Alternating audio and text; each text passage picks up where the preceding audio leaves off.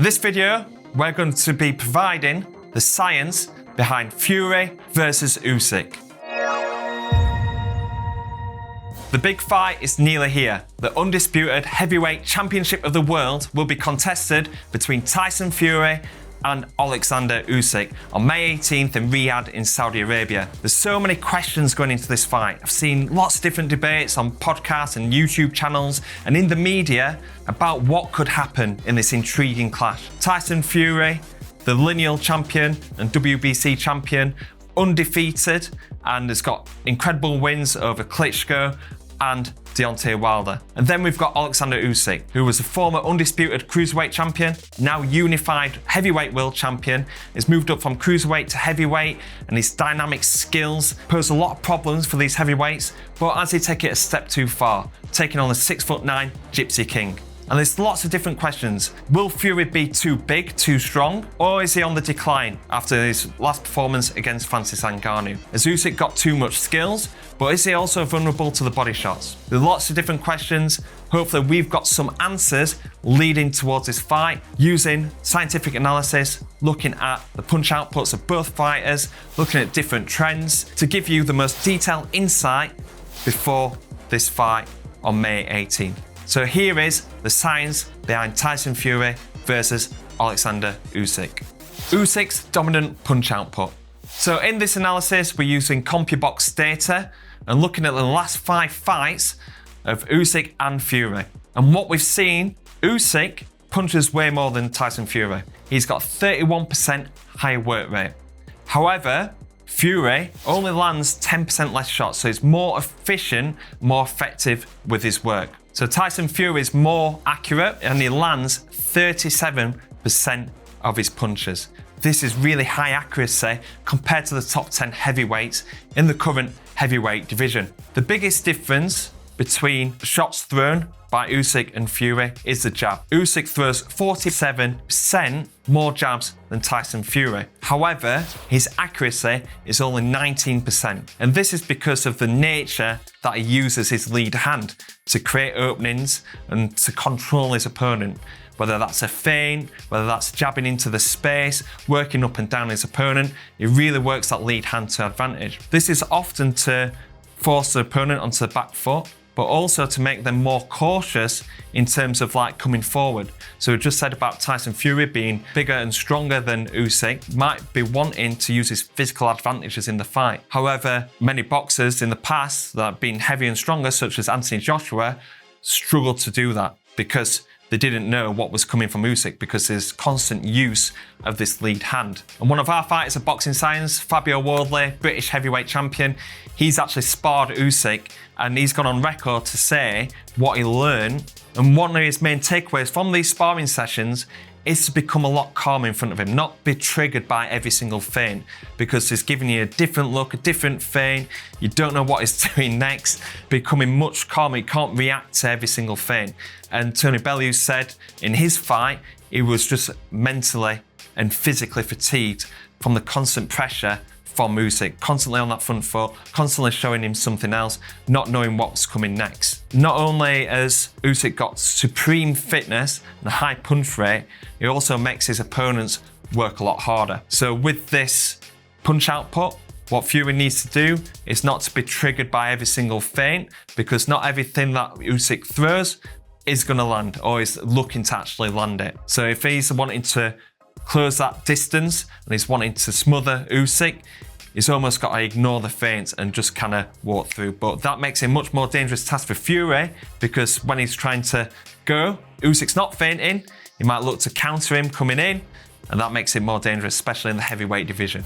Quick interruption. If you're a keen follower of Boxing Science, you'll know that we're very data driven, whether that's our strength and conditioning training, high intensity conditioning, or our sports science research. We're very data driven also with our content. And that's why this year we've provided some fantastic content for you to take into your training environment. And part of the data in our YouTube analytics shows that only 32% of people that watch these videos actually subscribe to the channel. The other 68%, can ask a quick favor, if you could please hit that subscribe button to help support the channel help it grow so we can bring even bigger and better content for you. Now let's get back to the video. Usyk working through the gears and dominating the championship rounds. Okay, so we've talked about the supreme punch output from Usyk, one of the highest in the heavyweight division. What's most impressive about this is how he works through the gears and punches more towards the back end of the fight. So take a look at this graph here. This is comparing the last 5 fights between Usyk and Fury. And what you can see with Usyk is starting the fight and then he's gradually increasing his output as the fight gets longer. And also there's a variation, especially towards the mid to late rounds. This helps Usyk conserve energy more, but also look to dominate rounds, work through the gears and put some serious pressure onto the opponent and look to dominate them rounds. Very interesting bit here is that he actually takes a dip in round 9. One of these dips is actually when Anthony Joshua looked to hurt Usyk in round 9 of the rematch, where he landed the body shot. Punch output was a lot less. Obviously this was because he was hurt, but in his other championship fights, this punch output has significantly decreased. This decreased output helps Usyk push on for the later rounds, where he increases his output on average by 25%. And in the Joshua rematch, after having that bad round in round 9 where he got caught and backed up to the ropes, he come back stronger. He threw an incredible 95 punches in round 10. He averaged 77 punches thrown between rounds 10 and 12. To show this in the championship rounds, the heavyweight fighter is unbelievable. When you compare this to Tyson Fury's trend, his trend is very flat. He's a very endurance athlete.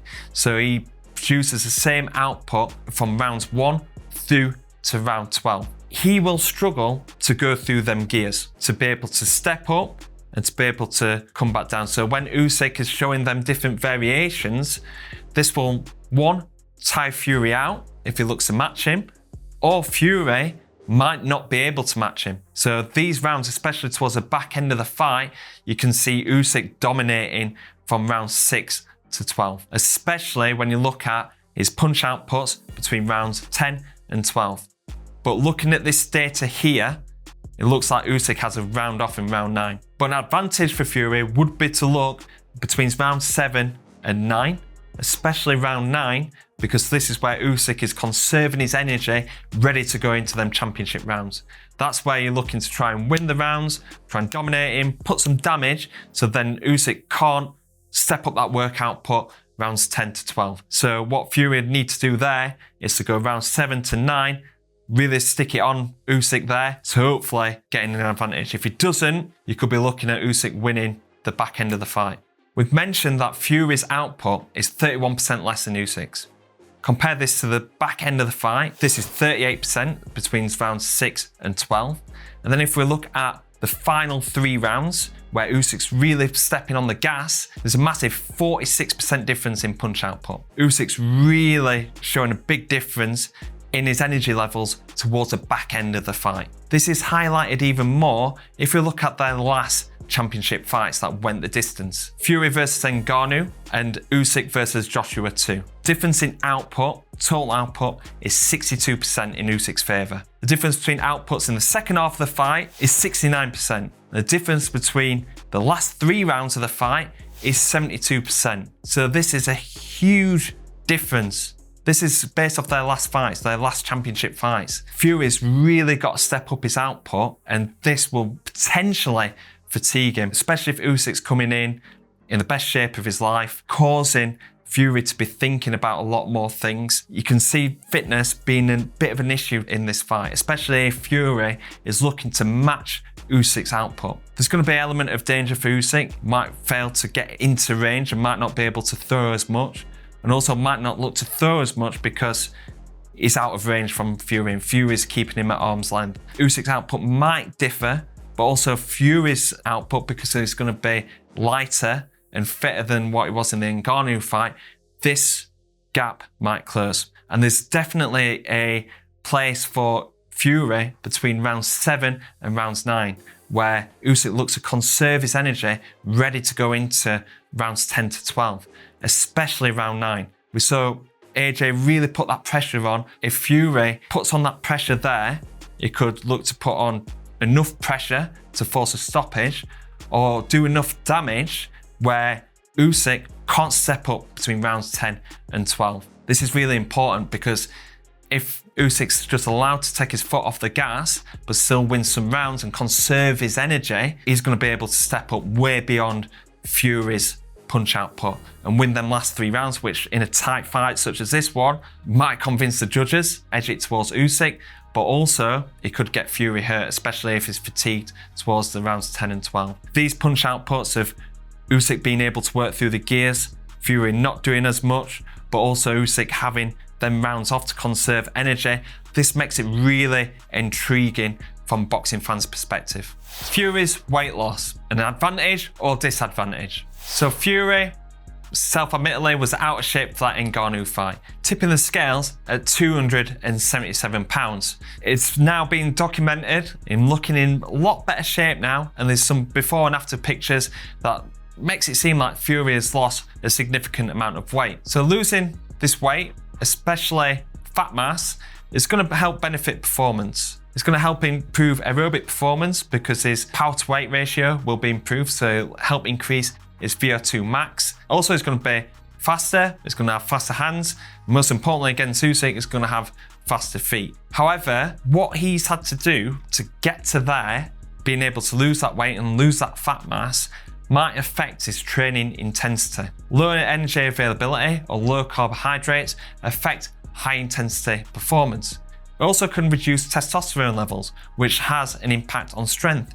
So really, the nutrition team and the strength and conditioning team have to work hand in hand to be able to maintain that strength whilst losing this weight. Him losing weight, if he's going from 277 pounds, if he's going to the mid 260s, which he tipped the scales at against Dillian Whyte and Derek Chisora, this will be a benefit.